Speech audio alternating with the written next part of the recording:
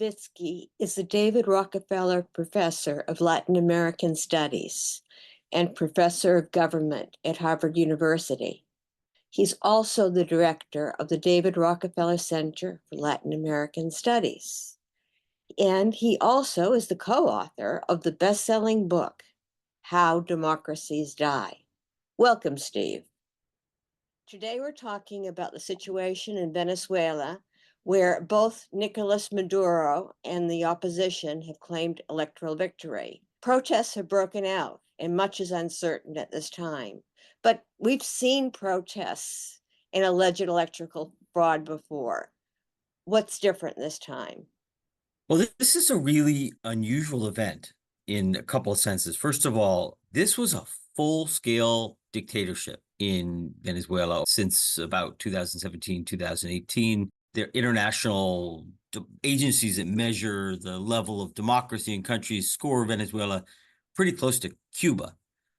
The distinguishing feature of democracy versus dictatorship is that in democracy, elections bring uncertainty. In a dictatorship, there's no uncertainty. Everybody knows that the Cuban Communist Party is going to win, so nobody pays much attention. This was a full-scale dictatorship in Venezuela in which a major opposition candidate was allowed to participate, and there was a lot of uncertainty about this election. The entire world was watching the results of the election, and there was a lot of uncertainty about what would happen. We knew two things going in. We knew that Venezuelans were going to vote overwhelmingly for the opposition. That was clear in not easy to do polling in Venezuela, but that was the overwhelming preponderance of evidence suggested that Venezuelans would massively vote for the opposition candidate. At the same time, we also knew that this government was not going to cede power peacefully. It was very, very clear based on past behavior that this government was not going to give up power easily. So we knew Venezuela was going to vote for the opposition and that the government wasn't going to accept the results. How is that going to play out? The government went in with, I think, three basic assumptions about how they were going to escape this jam. First of all, the government assumed that the armed forces would remain loyal no matter what, even if it had to steal an election. The government assumed that the international reaction would be relatively modest, and the government assumed that Venezuelans were too exhausted to rise up seriously in protest. The opposition went in with very different assumptions. The opposition assumed that if the election were nakedly stolen, that there would be a very strong international reaction, one that really penalized the government. Two, that Venezuelans would rise up in protest. And three, that the regime might split, that the armed forces or other elements of the regime would, especially if Venezuelans rose up, that the regime itself would crack. We don't know yet, 24 hours later, which of those, or a little more than 24 hours later, which of those scenarios is going to play out. There has been a relatively strong international reaction, although we don't know quite how far it will push. I think the most important actor actually here is Brazil. Brazil, the PT governments have historically been very tolerant and enabling of authoritarianism in Chavista Venezuela, but Lula has a lot of influence. And if Lula and perhaps the government in Colombia really pushed, they could make a difference. As you noted, there's been spontaneous protests particularly in working class areas that have historically been Chavista. There are some reports of police not firing on crowds and even in joining the protesters. Those are not, it's not clear how much of that, but we don't yet know whether this protest is going to take on sort of massive proportions or not. And third, we don't know so far, the armed forces have remained loyal to the government, meaning Maduro's bet that even if he nakedly stole the election, the armed forces would remain aligned with the regime. So far, that's proven right. And if that remains, if the armed forces remain loyal to the government, Maduro may be able to ride this out. One other thing, I've been thinking the last 24 hours, if I can recall an election fraud this egregious in modern Latin American history. and I still can't think of one. This looks like the opposition won by about 60 to 30, 60% of the vote to about 30% of the vote. And the government says it won with 51% of the vote. That is about as egregious an electoral fraud as you will ever see. And I can't think of a case in the last half century in Latin America that even remotely parallels it. This is a very bold move. In a sense, the electoral fraud began even before the voting with this whole systematic thing of not letting candidates run, of not letting the diaspora vote. Do you think that's also significant? Well, it's significant. I should be clear. I mean, Venezuela was an outright dictatorship, was a full-scale authoritarian regime, really for close to the last decade. So this was never, ever remotely a fair election. As you just pointed out, the principal candidate of the opposition, the figure who won primaries that were held several months ago, Maria Corina Machado, was excluded from the race. The playing field in this election was grossly unfair in terms of abuse of state resources, in terms of repression, constant arrests, detentions, bullying, threats against opposition activists. So this was a grossly unfair election. And yet there was still a lot of uncertainty around it. And yet it seems like the opposition won overwhelmingly. What was really distinctive about this, I mean, I'm not in the business of consulting autocrats who try to steal elections, but it's very clear based on years and years of experience and watching and studying other fraudulent elections. If you're an autocrat who wants to steal an election, you've got to do it early. You do it the way that Ortega did it, which is, jail all your opponents months before the election. You do it the way that Maduro did it in 2018, which was basically exclude all the serious candidates from the race. You never want it to go down to election night. The reason why stealing an election on election night, as opposed to 3 or 6 or 9 months earlier, is so risky is the world is watching. You've got a focal point. I mean, nobody pays attention to Nicaragua for 9 months while Ortega is arresting and jailing his rivals. But everybody's paying attention to election day.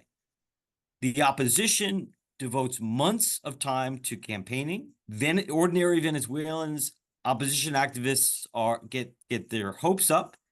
And so if you steal an election under the watching eyes of the entire world, when the opposition is mobilized and in the streets and involved in vote monitoring and get out the vote campaigns, you are asking for a crisis. And there are many, many cases in the world in which autocrats fall because they egregiously stole an election on election night, and societies were focused on that, had their hopes up, and mobilized and brought down the government. That is the great risk of an egregious, naked falsification of election results on election night. And Maduro, I don't fully understand why the government chose to run that risk, but it did. So let's talk a bit about protests. There seem to be two different types of protests going on at the same time. And one are these spontaneous protests, which are taking place, and as you said, in very working class neighborhoods and in rural areas, and some in which even the police do appear to be participating, or at least refraining from repressing. And you're also seeing the opposition call for peaceful meetings. What do you make of these two types of protests? And knowing the history of protests, do you think there's a possibility they can achieve anything? The opposition, there's always a possibility. Again, egregiously stolen elections, and this was an egregiously stolen election, do often tend to be triggers for regime changing protests. So there's certainly a possibility. This is a very high risk situation for the government. That said, as the Venezuelan regime has been in power now for nearly a quarter of a century, basically a quarter of a century, it is a pretty consolidated regime, and it's hard to bring down consolidated authoritarian regimes. Most efforts, whether it's electoral, at the ballot box, or on the streets, most efforts to bring down established authoritarian regimes fail. And so if you were a betting person, you probably would bet on the regime surviving. This opposition has thrown every conceivable punch at the Chavista government over the last 20 years. It's tried every strategy known to humankind. It supported a military coup. It has engaged in general strikes and mass mobilization. It is engaged in electoral boycotts. It's participated in the process like it did this time. It has tried external pressure. It has tried every strategy known to humankind. And so far, they've all failed. At times, protest, particularly in the last decade, protest has been very costly for Venezuelans. Unfortunately, the Maduro government has shown itself to be willing to deploy some very violent paramilitary groups against opposition, which has resulted in a lot of injury and a lot of death. And so the opposition leadership is very cautious about calling for large-scale mobilization against the regime. It worries about repression. And so it's been maybe a little too cautious. I think I was surprised that there was not an opposition strategy for mass civic mobilization as soon as the fraud was announced at midnight on election night. I was shocked that the opposition held a kind of a meager press conference and nothing else. I think it appeared to almost hand the election to Maduro, because if there's no popular mobilization, it's difficult to see what stands in the way of Maduro getting away with this. The international community is not going to come riding to the rescue. Venezuelans have to throw this government out, and a blatantly stolen election is an opportunity for Venezuelans to take the streets to do that. So I think the opposition may have been too cautious in the first 24 hours.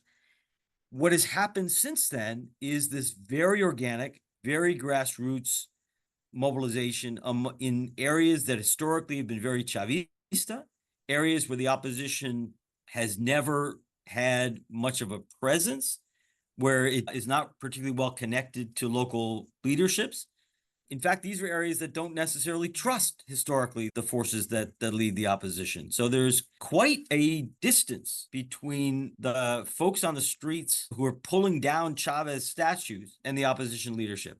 I don't know if they will establish a connection. It's not clear to me that they necessarily need to, but it's an odd situation because the folks who are, I think, most frightening the regime right now on the streets are not at all connected to or responding to the opposition leadership. You mentioned that historically the Chavez, Maduro have responded with repression, and yet we've not seen much repression here thus far. What do you think this is about?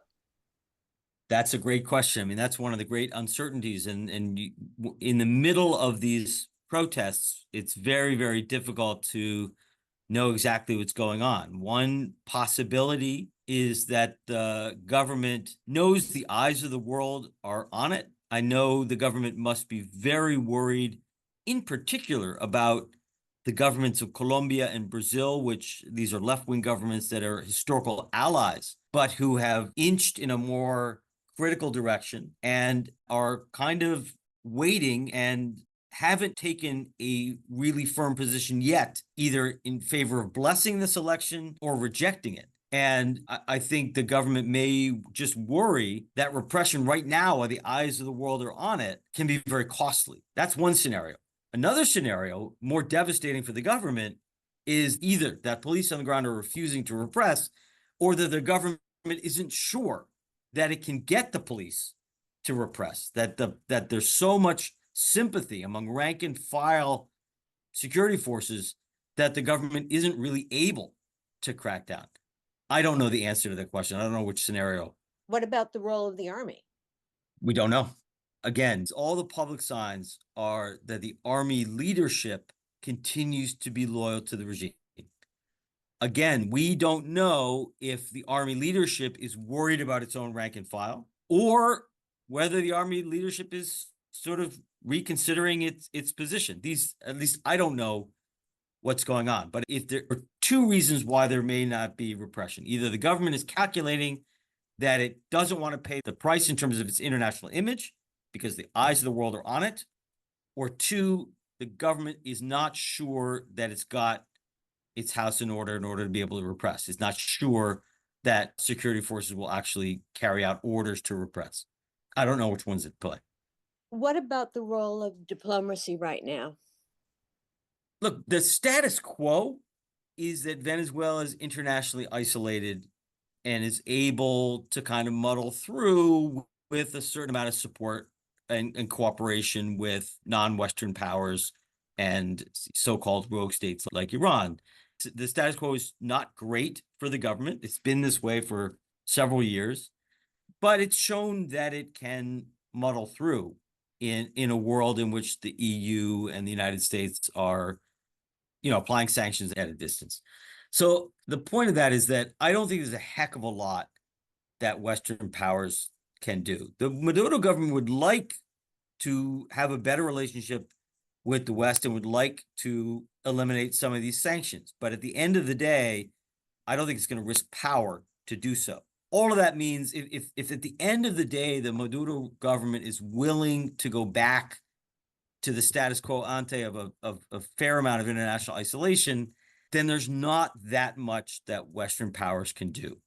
That said, I think that Brazilian and Colombian governments are in a position to have a fair amount of influence. I think Brazil could really make a difference. One of the great failures, I think, of the PT governments over the last 2 decades had been their enabling and at times silence as Venezuela slid into really brutal authoritarian rule. And Lula has a lot of influence. And if Lula steps up the pressure, no guarantees, of course, but that would really hurt the Maduro government. Lula, I think, has more influence than any other foreign government.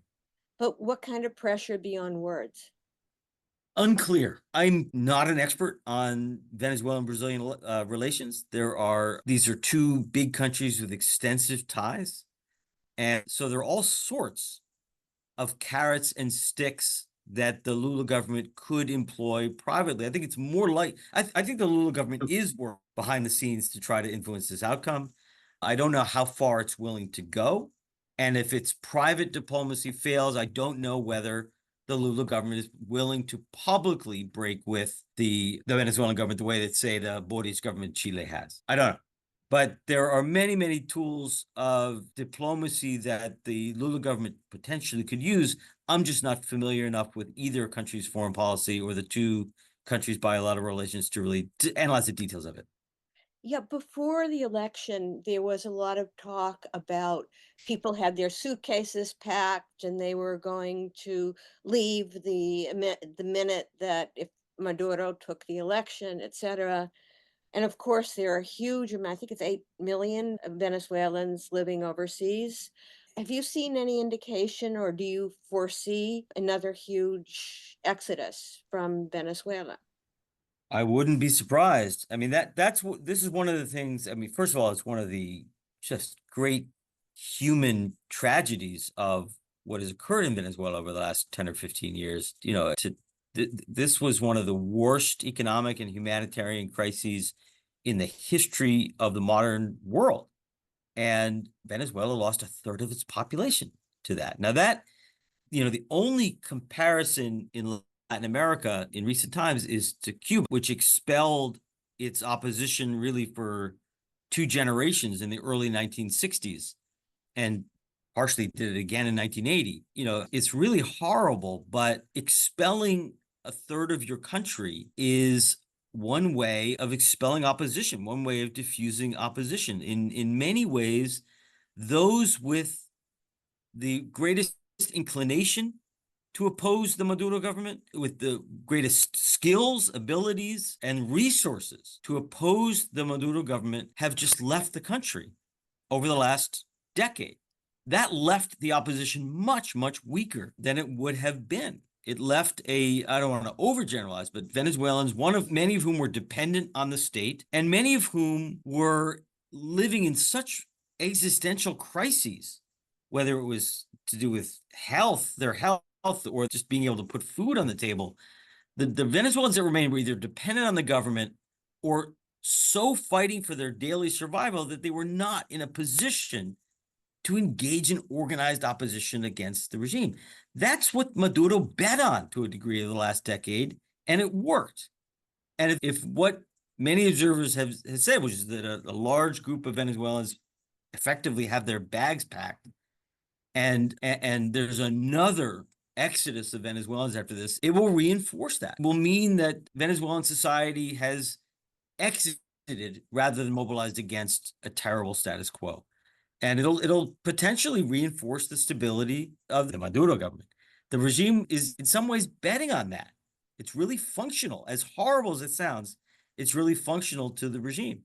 So you have talked about protests in other countries having been able to overthrow autocratic or despotic regimes. What are your bets here? My heart is with the Venezuelans in the streets. I think I haven't seen enough, particularly in terms of defections within the regime. I have not seen enough to bet on there being a regime change. There will only be a regime change if elements of the Chavista regime itself, particularly elements of the security forces, police and army, begin to defect, begin to refuse to follow orders, to repress. When I see that happening, I will be much more confident of a possible transition. I haven't seen it yet.